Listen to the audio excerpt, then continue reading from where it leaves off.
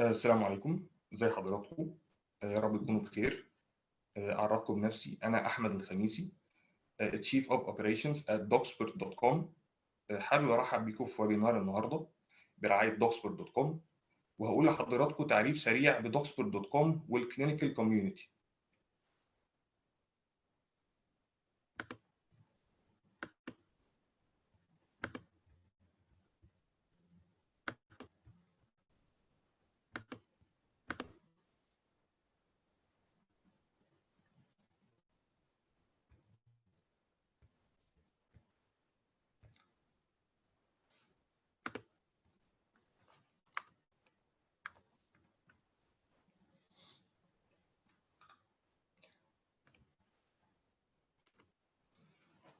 تمام. Docsport.com stands for Expert Doctors, is a UK-based company with an office at Cairo, Egypt, which connects doctors and their patients to world-leading doctors in the UK, the USA, and Western Europe. The founders كلهم clinicians, and the aim behind Docsport.com is to really help in improving the healthcare in the Middle East and to always support the patients and their treating doctors. احنا عندنا في Docsport.com network of international experts. All of them work for reputable hospitals and institutions. They all have extensive expertise in their specialties, and all of them have a very good research profile and other indicators of esteem, زي being members and heads of national committees or examination boards. احنا النتورك بتاعتنا من الاكسبرتس بتغطي اكتر من 40 specialty and subspecialty، منهم oncology, obs-gyn, orthopedics, neurology, ophthalmology and more.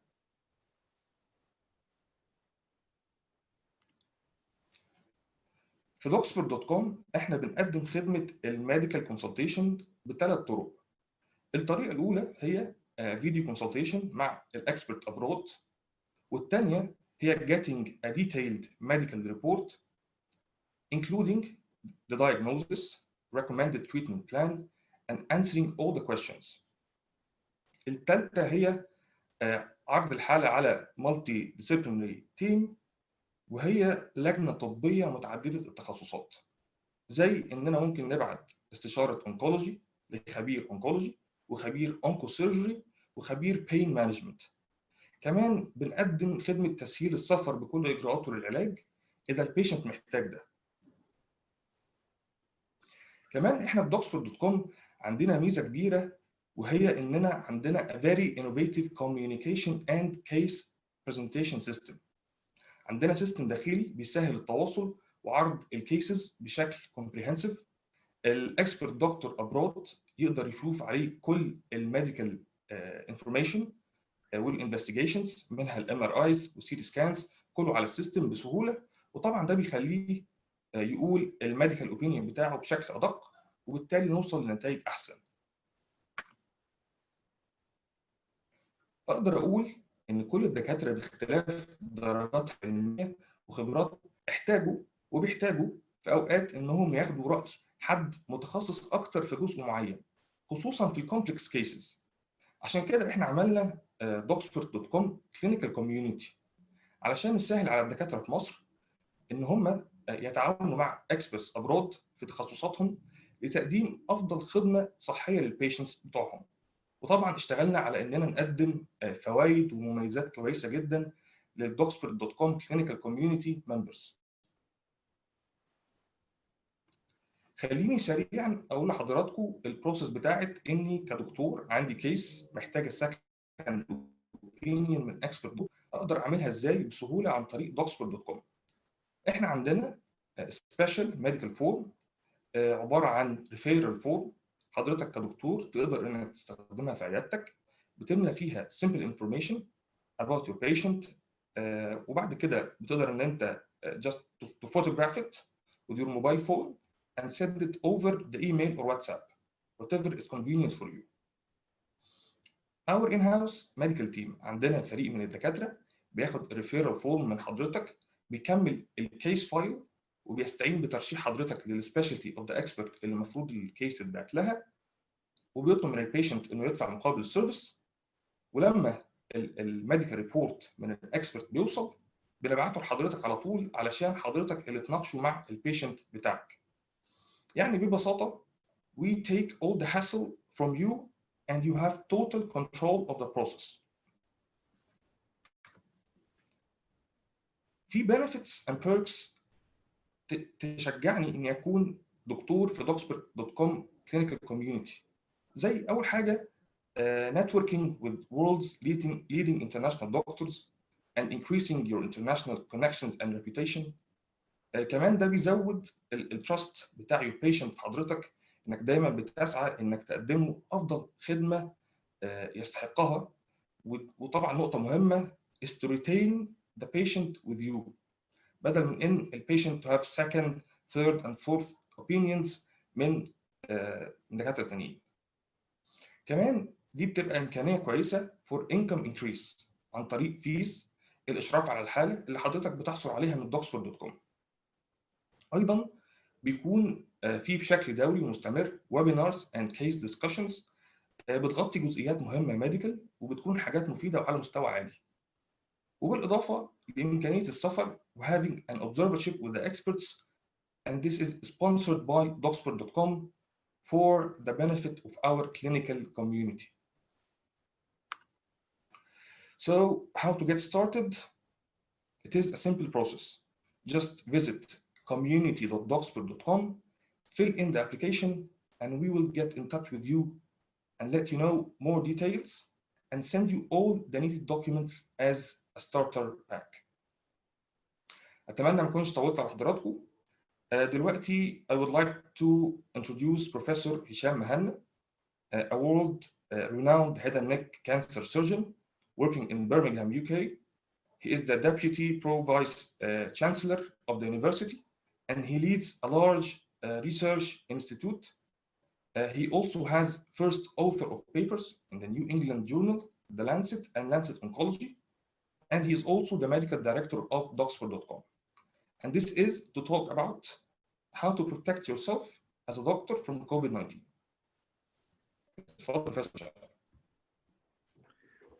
مساء الخير.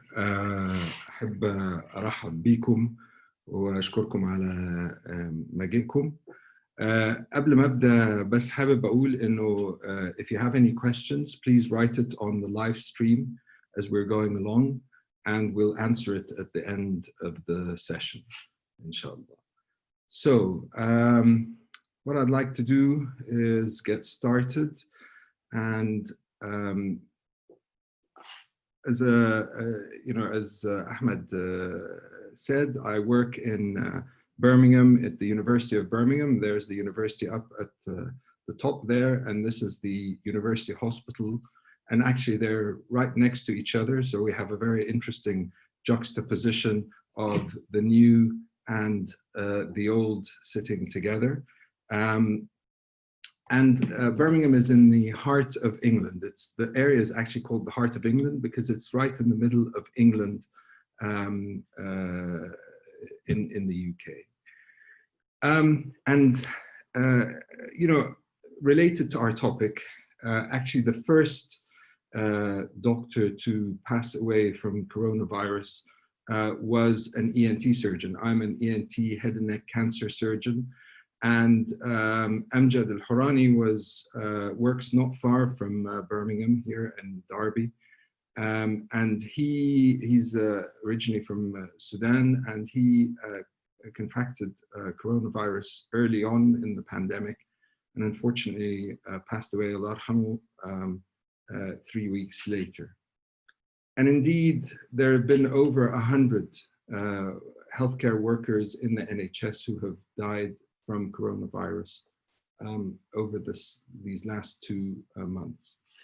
So really, it is a live and important issue, and you need to protect yourself as a clinician.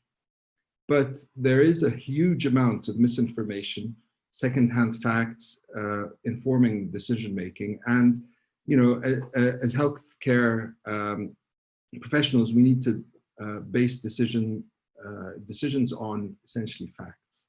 And I'm hoping to present the facts to you and present you with an evidence base that will inform your decision-making about protecting yourself. So let's start with how is the SARS-CoV-2, which is the formal name for COVID-19, for the COVID-19 virus, how is it transmitted? It is transmitted in two ways. There's airborne transmission and there's environmental contamination. So essentially transmission from surfaces, and it's hand to mucosal membranes. So you touch a surface and then you transfer it to mouth, nose, eye. So let's talk a little bit about airborne transmission. That can be, airborne transmission can be done in two ways, droplets or aerosols. And we're going to talk a little bit about both of those. The difference between the two is, I haven't shared my screen, have I? Oh dear, I'm sorry. Let me see if I can do that now. Apologies. Let's see, where is the sharing screen here?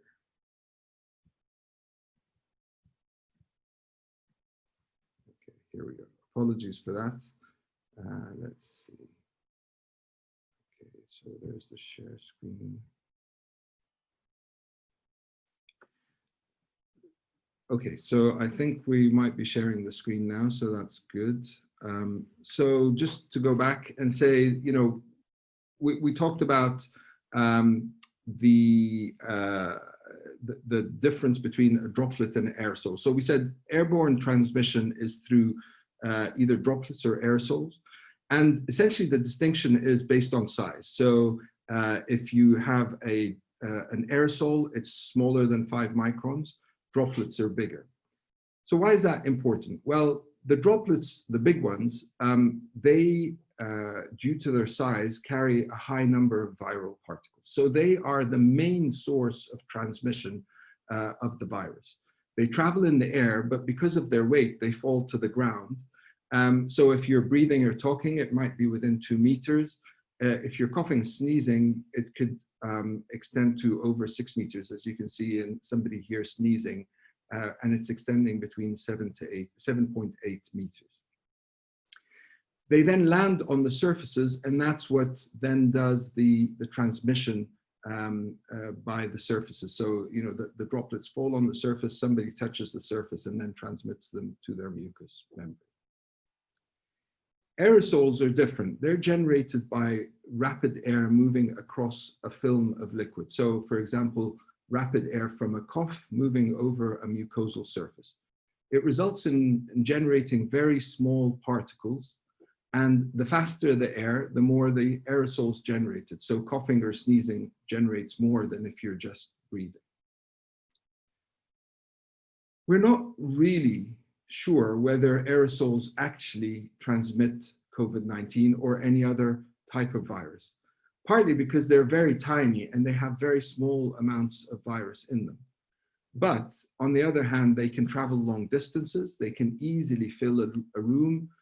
Social distancing doesn't make a difference because it travels very far. Hand washing doesn't help because we inhale them, we don't touch them from surfaces, and they're not stopped by surgical masks, and we'll talk about that in a second. So in the absence of evidence, and because of the infectivity of COVID-19, it is reasonable to presume that they do transmit until there's some evidence to the contrary. And actually, there's been a very recent study that made a lot of the media, and it was an experimental study where they tested both COVID-19 and the SARS virus, the SARS-CoV-1 virus. And what they did was they generated an aerosol with a nebulizer, and then they put high doses of virus in them, and they put them into a small test chamber.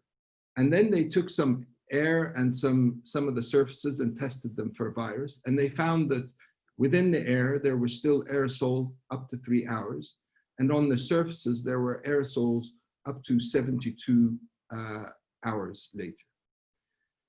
So this is as best the evidence that we have that aerosols may generate or may be infective, but this, of course, was an experimental setting. It wasn't a normal clinical environment. It didn't have a large volume. It was a small test chamber. It didn't have ventilation, etc. So we still don't know whether aerosols definitely result in infectivity. So next, it's useful to know when droplets and aerosols are produced. And the interesting thing is that all activities where a liquid comes out of the body produces both droplets and aerosols, whether you're breathing, talking, coughing, sneezing, even micturition, okay, even going to the bathroom produces aerosols and droplets. But there are certain medical procedures that cause aerosols, okay, and they are called aerosol generating procedures. And that is any medical procedure that can induce the production of aerosols of various sizes. And these specific activities generate aerosols above and beyond that from just breathing, talking, coughing. So they are particularly aerosol generating. There's a lot of them, and I'll just give you a few seconds to read quickly this this list. It's not an exhaustive list, but it includes most of the issues basically, or the procedures. And as you can see here, ENT kind of features quite heavily. And that's why ENT surgeons, dentists, ophthalmologists have one of the highest risks of contracting coronavirus from their patients. So what is the evidence for aerosol generating procedures? Well, the best evidence that we have is from 2012. It was risk of transmission of SARS, not COVID-19, but they're very similar viruses. And it was looking at the risk of transmission to healthcare workers.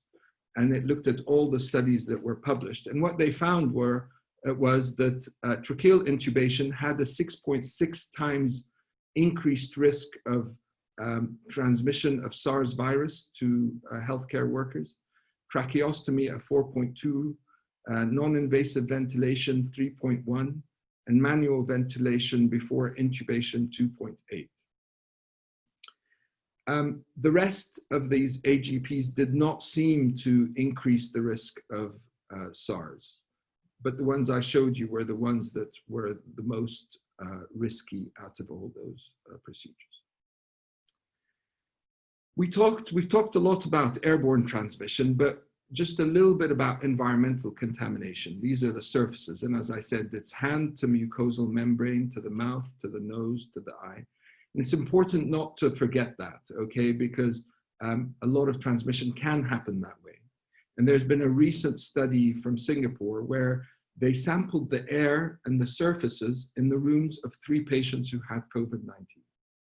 And what they found was that there was extensive contamination of the surfaces in the room of even a patient who had mild respiratory involvement. So even though they had mild respiratory symptoms, their whole room was, the surfaces of the room were extensively contaminated.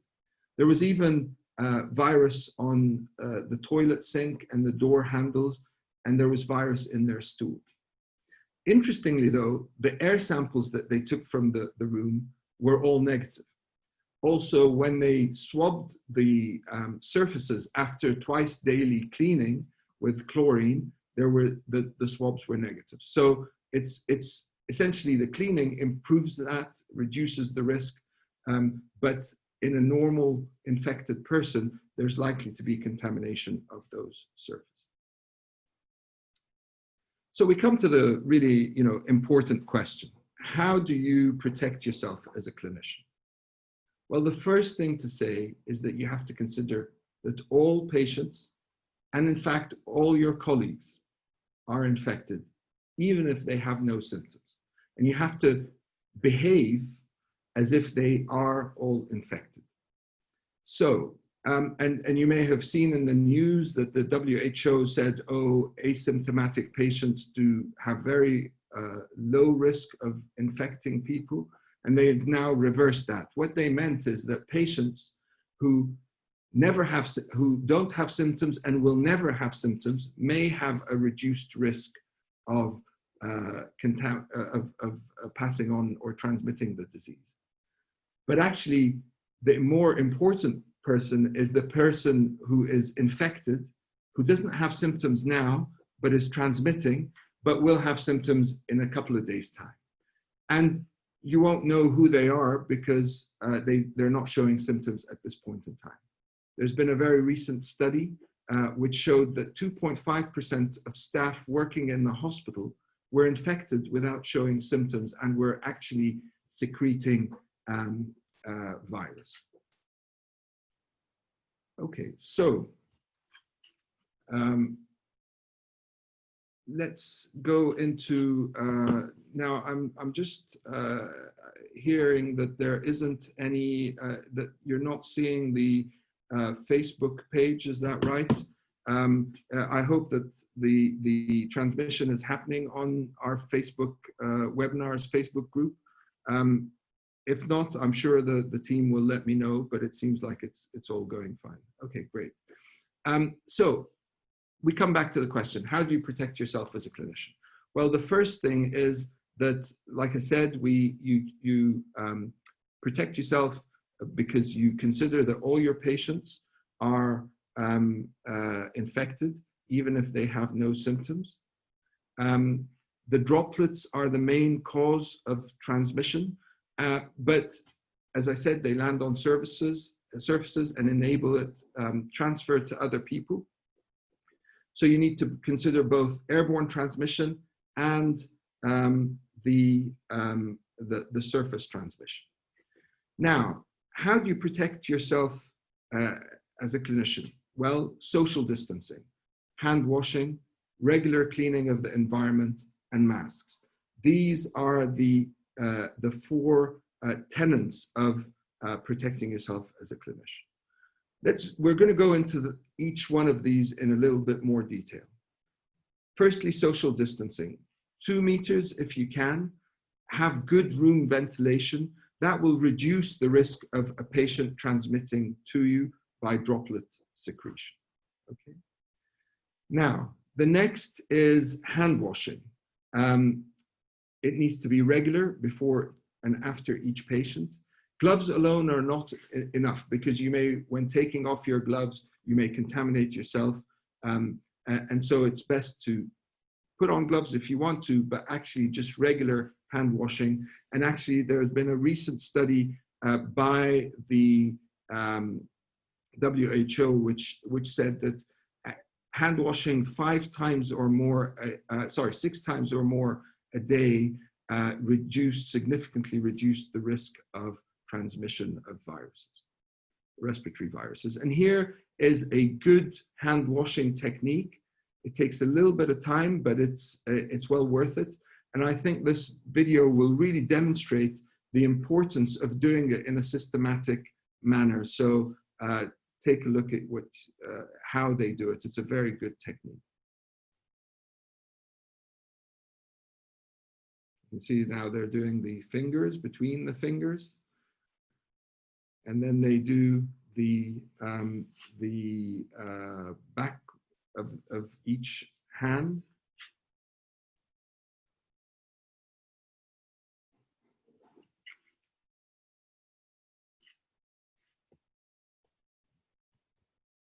And then the fingers from the inside now.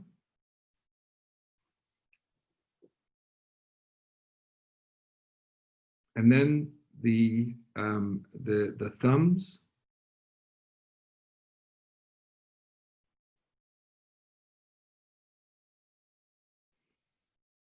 And then the wrists.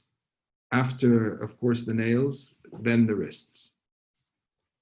And I have to say, I found this video very informative. It made my hand washing technique much better.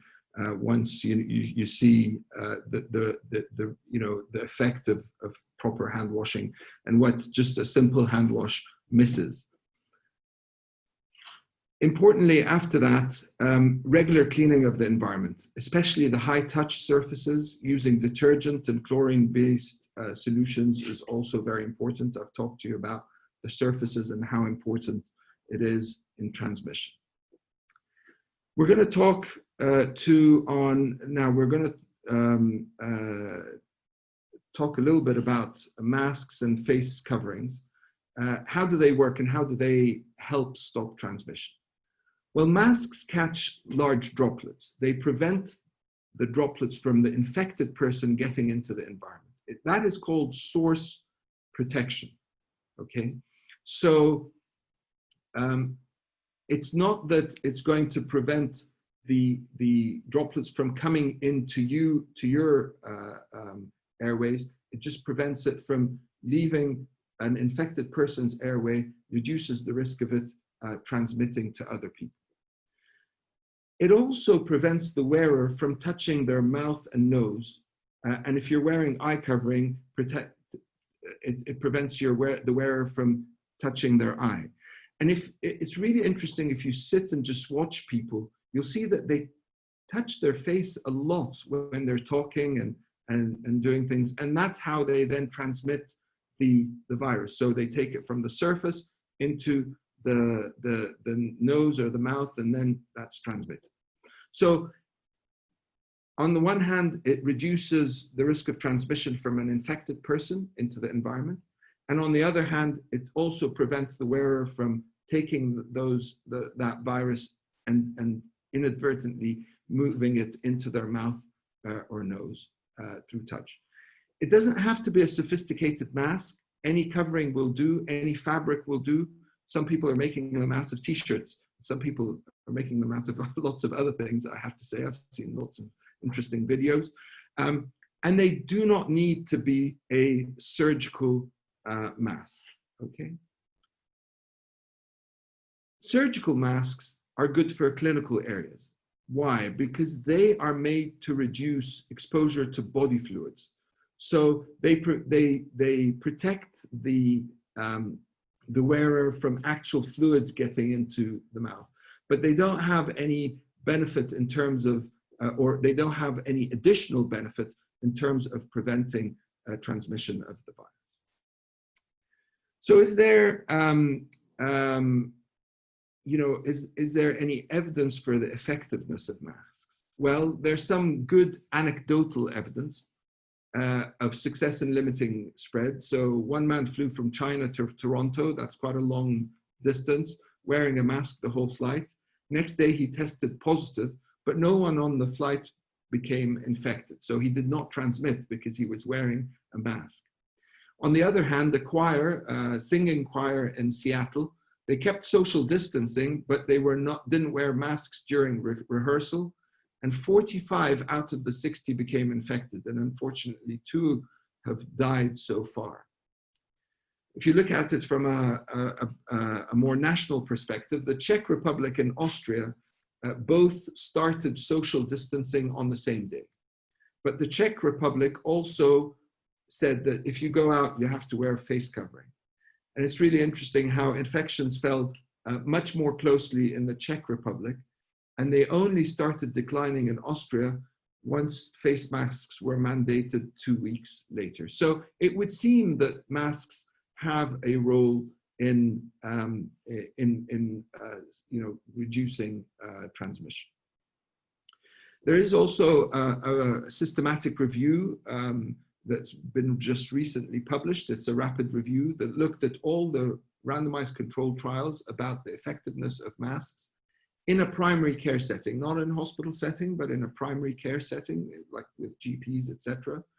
And what they found was that surgical masks are as good as N95 respirators in preventing the transmission of influenza, viral respiratory infections, and respiratory infections, generally speaking. So there would seem to be a role and some evidence for masks preventing that.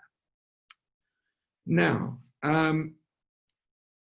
in terms of aerosol transmission. We've been talking a lot about transmission in terms of droplets, but normal masks and face coverings are not effective for aerosols. Why? Because as you can see, the masks often leave gaps and the aerosols can come through through that basically, okay? So the masks that are made for AGP protection, so aerosol generating procedure protection, are those masks that fit right tightly onto the face. Okay, so they're particulate respirators, they're called, and they create a seal between the face and the respirator. They do not, there's no air escapes around the mask. And so aerosol generating procedure protection can only be given by those masks, and they are the N95 or the FFP3 respirator mask. N95 means it filters 95% of particles, N99%, and the FFP3, they filter 99% of particles. So how do they do that? These masks are made of a mesh. The mesh is the large particles, the droplets, hit the mesh particles and then get stuck there. The small particles are attracted by charge. They can pass through the spaces between the mesh, but the charge pulls them and keeps them there as well. And if you've got a proper respirator mask, the air inside is better and cleaner than the air outside the mask. But they need to be fit tested. They need a special test to make sure that it fits right on the face. But if you don't have that, our hospital has produced a methodology for testing these respirators yourself. And that, as you can see there, is the way to do it. You put it on, you fix it, make sure it's fixed well, and then you either, if it's an unvalved product, you exhale, you blow out sharply and see if there's any break of the seal. If it's a valved product, you take a breath in sharply and see if there's any air flowing around. But make sure that you've got a clean shaven face and that you've taken your glasses, etc., off before fitting the mask and then putting on the glasses. Okay. Now, when would you wear an N95 or an FFP respirator? Well, as I said, normally all people should be wearing face masks for source control, okay? If you're a clinician doing a procedure that you think is going to cause, for example, blood spillage, then it's best to actually wear a surgical mask because it's fluid resistant. But if you're doing a procedure that is likely to increase the risk of aerosols, so an aerosol generating procedure, you remember I showed you that long list, either because it's going to make people to cough or sneeze, or because it specifically generates aerosols like tracheal intubation, etc., then you need double protection. The patient should wear a conventional mask to catch the droplets whilst having that procedure, and the clinician should wear a respirator to protect themselves from aerosols. Remember, we said the masks don't protect from aerosols, only respirators protect from aerosols. I'm going to just show you if there are any ear, nose, and throat surgeons or any oncologists that do nasendoscopy for their patients, for their head and neck patients. We said that patients should wear a mask, but how do you wear a mask when you're doing a nasendoscopy? Well, it's not possible. A colleague of mine, actually from the University of Birmingham, has come up with a new invention called a snap, and I'll just show you that video to show you what it does. And these are now being produced and being sold on the market, I think. So this is the nasendoscopy. It causes aerosol protection. You want them to wear a mask, but you can't do that if they're going to have a nasendoscopy. The snap is a one-way valve that allows nasendoscopy. You bring a mask, you just put the snap on either side of the mask, and then you punch a hole through it with the trocar, And then you can get the patient to wear the mask, each snap, one in each nostril, and you can do your nasendoscopy as you wish. I thought this was a very clever idea, and he's only come up with this idea in the last 2 months. He is one of our colleagues called Chris Coulson. And I think you can get it from Endoscope Eye if you wanted to. So last, we're coming to the end of the talk. I just wanted to say, when do you wear and what do you wear? So this is, again, a really nice guide that's been produced by our hospital, by University Hospitals Birmingham. And as you can see here, if you are inside a patient care area, but you're 2 meters away from patients, then because you're in a clinical area, wear a fluid-resistant mask, but you don't need to wear anything else. However, if you're going to come into close contact with patients within 2 meters, then it's better that you wear a visor, you wear a fluid-resistant mask, and a disposable plastic apron, and a pair of gloves. And of course, make sure you wash your hands before and after. If you're going to do an aerosol generating procedure, then you need a fluid repellent long sleeve gown or coverall. Okay, so it covers all your body, okay, all especially your arms. You're wearing gloves.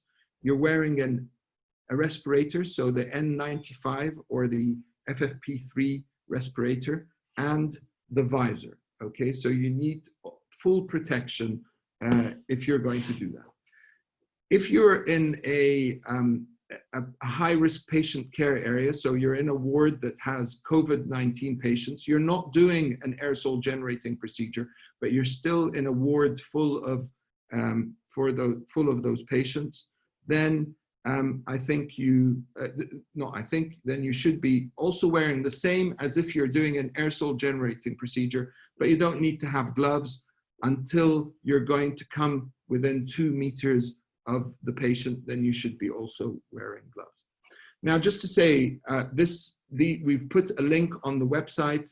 We're going to send you all these resources or links to these resources tomorrow in an email so that you've got them. So, and you'll also get a copy of the presentation. There's a way of dressing up, putting things on and taking them off, called donning on and donning off, in a certain way to make sure that you don't contaminate yourself and you don't contaminate things around you. And those 2 links will be in the presentation. They'll also be on the resources page on our website.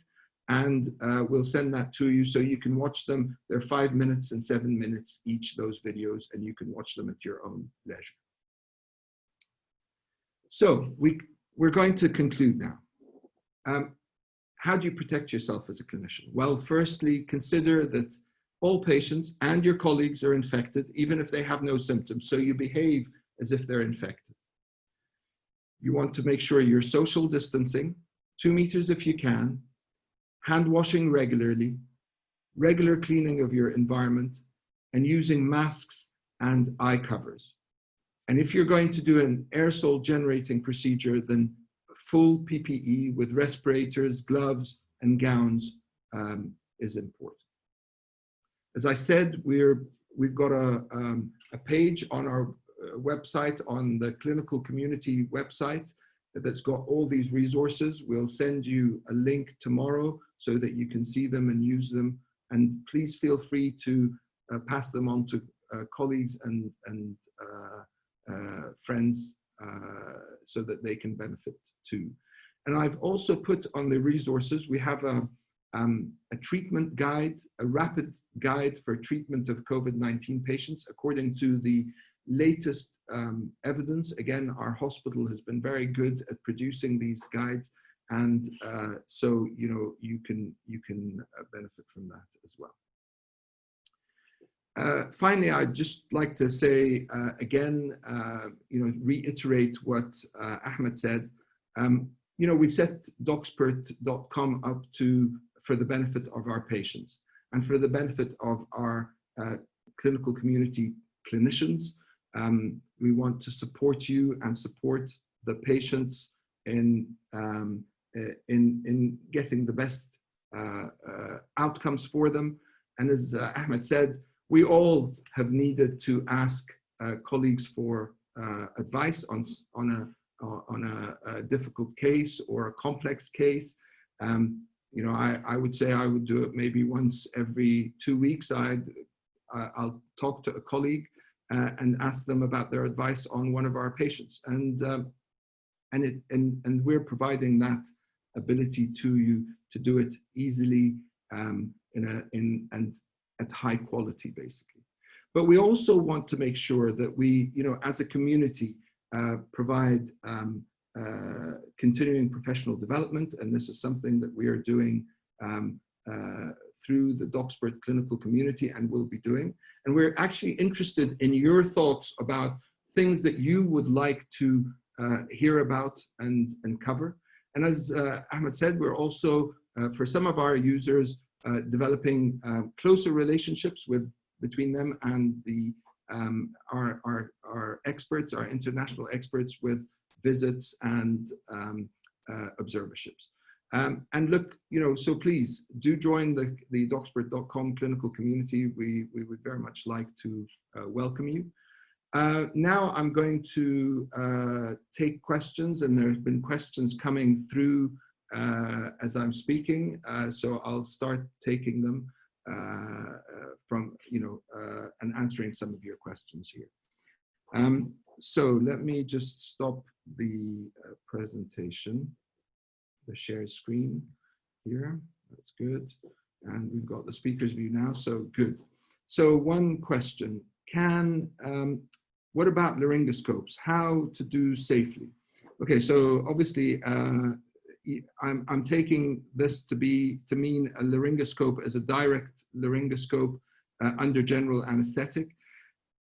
This is, you know, a laryngoscope is an aerosol generating procedure for sure.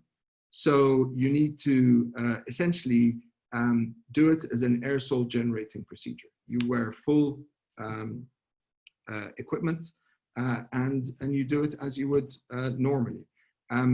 So just make sure that you're wearing your aerosol generating FFP3 or N95 respirator, and the gown, the mask, the visor, and the gloves. Can air conditioning in clinics transmit the virus? Well, okay, so aerosol droplets are unlikely to be transmitted by air conditioning, okay? But because of a variety of things, most air conditioning has filters in it, so large droplets are caught on the filters.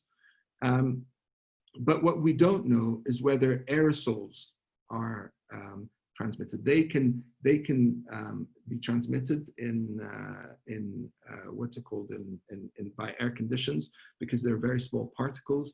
And as I said, we don't know whether they can or cannot transmit, basically. So there's still, you know, we're not sure about that. Now, what about glass face shields? So Dr. Islam Fathi's asked, so 2 questions from Dr. Islam Fathi. What about glass face shields? Yes, I think that's what we're saying. A visor, a face shield is an important thing if you're going to do an aerosol generating procedure. I would say I've been starting to wear my glasses all the time. You can see from use, they've gone wonky. And I'm now using my glasses all the time because I think it's useful. It prevents me, I mainly use them because it prevents me from touching my eyes, okay? So I think eye protection is important, nose and mouth protection is important. Now, Ahmed Subhi, hi Ahmed, I know Ahmed well. I have a question about operating in non-negative suction ventilation theaters. I don't know what you mean by that. So do you mean should we or shouldn't we operate in non-negative suction ventilation theaters? Well, you know, if you don't have a positive pressure, so it's a positive pressure theater that's the best theater to use. If you have that, that's great because it pushes out the particles. If you don't, then you just have to operate using your AGPs. If you're doing an AGP procedure, you're an ENT head and neck surgeon, as I know you, and of course, you know, most of the procedures that you're going to be doing are going to be aerosol generating procedures. Now, let's see, Dr. Amr Abdul Latif, what about thoracoscopy and the use of CO2 insufflation? Thoracoscopy, definitely, it's an aerosol generating procedure. CO2 insufflation is a different matter because we don't think that the virus in itself is transmitted in blood. So it depends on what you're going to use. If you're going to use it in a thoracic cavity, and if you think that it's going to generate aerosol, then, you know, it's a difficult one. And I'll be honest with you, I don't know for sure, but what I'll do is I will find out and I'll post it on the group website. So I will find that out. It isn't in the list of aerosol generating procedures, and I'm just going to check again, but it isn't in the list of aerosol generating procedures. But I will specifically ask about that and then post it on the website. Now I'm just looking here. Yeah, it isn't on the list, but I will check and I'll post it on. Other questions? Okay, what about diathermy use? So again, it's the same thing as CO2 insufflation. You know, the actual blood itself isn't the problem. It's the mucosal membrane. So if you're doing a mucosal membrane procedure, especially an upper aerodigestive tract procedure, then that, whether you're using diathermy or not, every procedure on that, if you're going to open up the airways, then you're at risk, okay? And you should be using an aerosol generating aerosol generating procedure protection. Now, if you're using diathermy, etc., on, for example, liver, etc., I don't think that that's an issue. But again, I think it's well worth being cautious, you're going to be in the same room as them intubating that patient. So I would say that you should, if you're operating, you should use a respirator if you can. If you can't, then definitely use a surgical mask, of course. You don't, so Dr. Islam Fathi says, we don't have N95. Can we use both a surgical mask and glass face shield? Look, it's not as good as an AGP N95. The problem is, you know, the mask and the visor, the aerosols get round that, okay? They get round the mask because you've got no seal. The issue with the respirators is two things. They've got a seal that sticks right round, so it doesn't allow any air in or out except through the valve. And then the valve is, is capturing the virus. So it isn't as good, of course, but that's, you know, you have to do what you can essentially, and definitely use the face shield because that is going to reduce the amount of aerosol and droplets that come into your immediate space. I think that we're coming to the last bit of the presentation, and I think we don't want to, go over the 1 hour. We promised that we would stick to time. Look, I just want to reiterate my thanks to you for attending. It's great that we've had so many people. I think we had about 300 people, almost 300 people register. I'm sorry that we've had some, due to mainly to me for not sharing my screen in the first few slides. I hope that didn't detract from the presentation.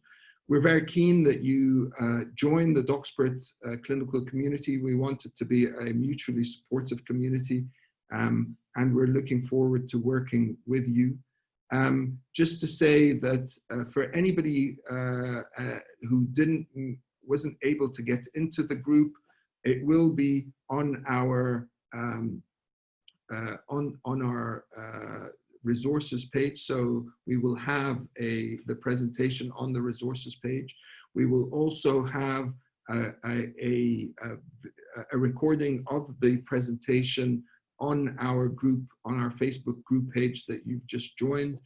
So if you know of any colleagues who couldn't make it or had any problems getting into to see the presentation, they just need to join the group again, and then they'll find the presentation on the Facebook page as a recording. And I think that will come in next morning. Will come down on the Facebook group.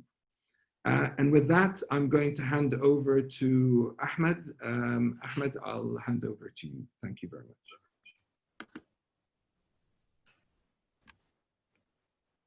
Thank you, Professor Hisham, for this informative presentation. I would like to thank you all for attending today's webinar. We are also sending you emails, as Professor Hisham said, including the resources. كمان تقدروا ترشحوا topics للnext webinars. بنرحب بحضراتكم في doxpert.com clinical community. تقدروا to join us and fill in the application through community.doxpert.com. كمان تقدروا تبعتوا لنا أي أسئلة عند حضراتكم بخصوص الكلينيكال community على community@doxpert.com.